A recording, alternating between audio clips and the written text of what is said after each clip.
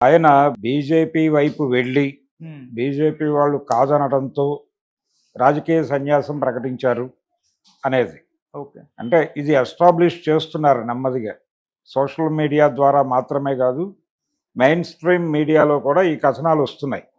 పర్టిక్యులర్‌గా తెలుగుదేశం పార్టీకి దగ్గరగా ఉండేటువంటి మీడియా హౌసెస్ నుంచి ఈ ప్రచారం జరుగుతోంది.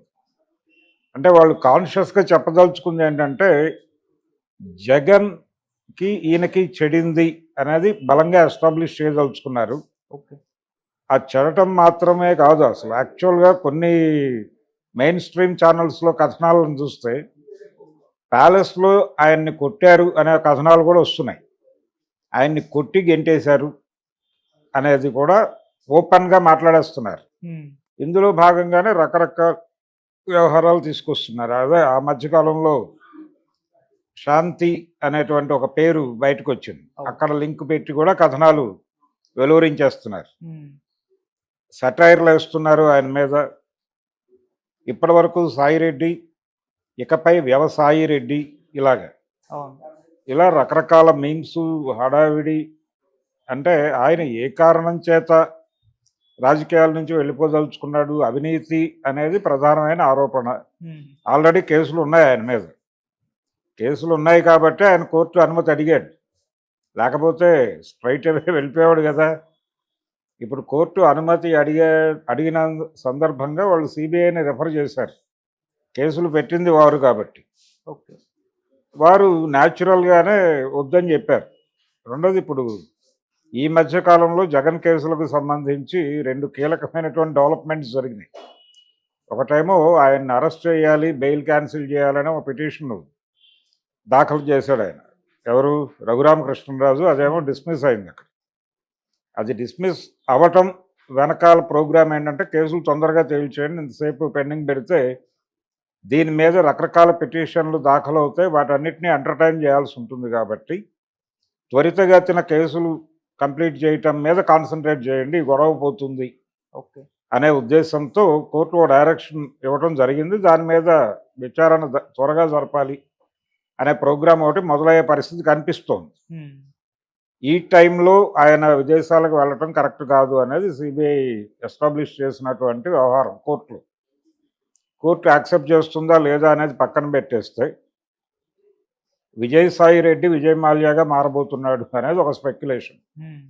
ఆయన వెళ్ళిపోయి ఇంక రాడు, అక్కడే సెటిల్ అయిపోతాడు. ఆయనకు ఆల్రెడీ ఆ ఏర్పాట్లన్నీ ఉన్నాయనేది ఒకటి. రెండోది వారి వియ్యంకుడు గొడవ ఒకటి నడుస్తోంది. ఆ కాకినాడ సజ్జు గొడవ.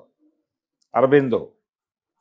ఆ వ్యవహారం కూడా తలకి చుట్టుకుంటుంది. ఇవన్నీ భయమేస్తోంది. అంటే ఈ అరెస్టుల నుంచి తప్పించుకోవటానికి ఆయన అంటే పాత కేసుల గురించి కాదు, కొత్తగా రాబోయేటువంటి కేసుల మీద ఓకే. ఆయన దాని నుంచి తప్పించుకోవటానికి తెలుగుదేశం సహాయం కోరాడని, తెలుగుదేశం వాళ్ళు తిరస్కరించారని, అక్కడి నుంచి బీజేపీ దగ్గరికెళ్ళాడు. అక్కడ కూడా తిరస్కరణ జరిగి ఫైనల్‌గా రాజకీయ సన్యాసం చేసి పారిపోబోతున్నాడనేది ఎస్టాబ్లిష్ చేసే ప్రయత్నం జరుగుతోంది. హ్మ్. ఈ ప్రయత్నం దేనికోసం చేస్తున్నారు? విజయసాయి రెడ్డిని టార్గెట్ చేయటం కోసం కాదు. హ్మ్. జగన్‌ని టార్గెట్ చేయటం కోసం. జగన్‌ని టార్గెట్ చేయటం కోసం ఈ కథనాలు నడిపిస్తున్నారు. ఓకే. అలాగే వైఎస్ఆర్‌సీపీ క్యాడర్‌లో మొరైల్ తీయటానికి కూడా. అంటే అరెస్టులు జరగబోతున్నాయి అనేది ఆ పిక్చర్ డెవలప్ చేయటం కోసం విజయసాయి రెడ్డిని ఆయన రాజకీయ సన్యాసాన్ని వినియోగించుకుంటున్నారు. కాబట్టి అది జరుగుతుందా లేదా అనేది పక్కన పెడితే విజయసాయి రెడ్డికి కోర్టు అంటే గతంలో జగన్మోహన్ రెడ్డికి కూడా ఇలాంటి సందర్భమే వచ్చింది. ఆయన్ని వద్దని ముందు, తర్వాత పర్వాలేదని కోర్టు నుంచి అనుమతి తీసుకునే వెళ్ళొచ్చాడాయన. అదే పరిస్థితి ఇప్పుడు ఈయనకు కూడా ఇవ్వచ్చు. హ్మ్. ఇస్తే వెళ్ళొస్తాడు. రాకపోతే తీసుకురావడానికి ఏమిటి మెకానిజం అనేది ఆలోచించుకోవాలి. ఓకే. తీసుకురావడానికి తగిన మెకానిజంతో పంపించటం అనేది కూడా ఒకటి ఉంది మనకి. హ్మ్. ఓ ప్రొసీజర్ ఉంది. అంటే ఈయన అక్కడ వెళ్ళి వీళ్ళు చెప్పిన చోట ఆయన అటెండ్ అయ్యి అక్కడ అంటే ఒక కండిషనల్ దీనిలో పంపించొచ్చు. ఓకే. అలాంటి చర్యలు ఏమన్నా తీసుకోమని చెప్తే చెప్పొచ్చు కోర్టు. హ్మ్. అలాంటి ప్రికాషనరీ మెజర్స్‌లో భాగంగా ఈ పర్యటన నిజంగా అవసరం అయితే ఆయనకి. ఏది అంటే ఆయనకి ఇది ఈ పర్యటన లేకపోతే ఆయన జీవితంలో ఏదో చాలా కోల్పోతాడు అనేది గనక కోర్టు నమ్మితే, అప్పుడు పర్మిషన్ ఇస్తారు. అలాగే దాంతోపాటు ఇలాంటి కండిషనల్ దీని మీద కూడా పంపించవచ్చు.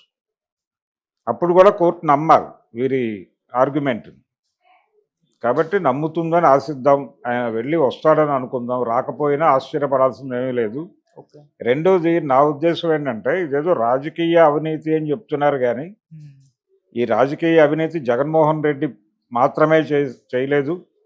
ఈ రాజకీయ అవినీతి విజయసాయి రెడ్డి మాత్రమే చేయలేదు. ఈయన వైఎస్ రాజశేఖర రెడ్డి సీఎంగా ఉన్నప్పటి నుంచి వాళ్ళకి ఆర్థిక సలహాదారుగా ఉన్నాడు. ఫైనాన్షియల్ మేనేజ్మెంట్ ఇంకా చార్టర్డ్ అకౌంటెంట్ కదా.